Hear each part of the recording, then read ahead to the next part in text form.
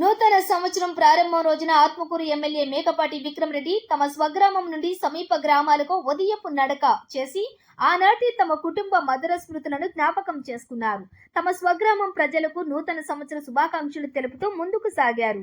తన తండ్రి మాజీ పార్లమెంట్ సభ్యులు మేకపాటి రాజమోహన్ రెడ్డితో కలిసి తమ స్వగ్రామమైన బ్రాహ్మణపల్లి నుండి కంపన సముద్రం వెళ్లి చదువుకునేవారని, అలాగే పార్లమెంటు సభ్యునిగా ఎన్నికైన అనంతరం గ్రామానికి వచ్చినప్పుడు ఆయన ఇలాగే గ్రామం నుంచి సమీప గ్రామాలకు వెళ్లి ప్రజలతో మాట్లాడేవారని, ముఖ్యంగా వ్యవసాయం గ్రామాల్లోని పరిస్థితులు చర్చించుకునేవారని, అప్పటి జ్ఞాపకాలు మళ్లీ ఇప్పుడు ఇలా మార్నింగ్ వాక్ ద్వారా తనకు తెలిసాయని ఎమ్మెల్యే మేకపాటి పేర్కొన్నారు.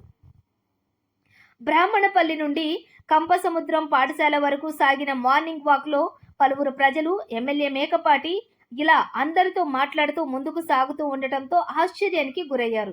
నియోజకవర్గ ప్రతినిధినైనా మీ ఊరివాడిని అంటూ తెలుపుతూ ప్రభుత్వ సంక్షేమ పథకాలు, వ్యవసాయ పనులు, ఉద్యోగాల గురించి వారిని అడుగుతూ ముందుకు సాగారు.